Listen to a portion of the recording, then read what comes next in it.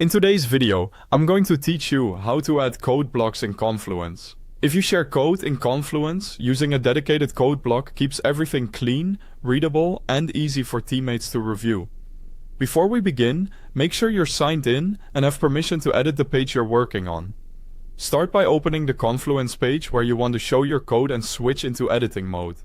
You can place your cursor exactly where the code should appear, above a paragraph for context, between sections, or at the very end. Keeping a short introduction line above your code can help readers understand what they're looking at, but the placement is completely up to you. Next, use the quick insert shortcut. On a new line, type /, then the word code. As soon as you see the code block option appear, select it. This instantly inserts a dedicated code area into your page. If it doesn't show up right away, make sure your cursor is on a fresh line and not inside another macro or list. The / command works best from a clean paragraph. Once the code block is in place, choose the programming language that matches your snippet. JavaScript, Python, Java, SQL, or whichever you're using.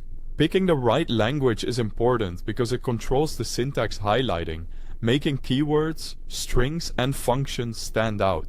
If you're not sure, don't worry, you can change the language later without losing anything.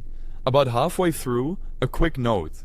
If you need access to Confluence or want to try it out, you'll find a link right at the top of the description. That's the fastest way to get to the official site. Now paste your code directly into the block. Confluence will automatically preserve indentation, spacing, and formatting. You should immediately see syntax highlighting apply based on the language you selected. This makes your code easier to scan and reduces mistakes during reviews.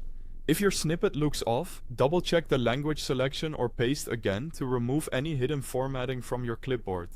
You can also add a brief caption or a sentence above the block to explain what the code does, which helps teammates understand the context before reading. That's it.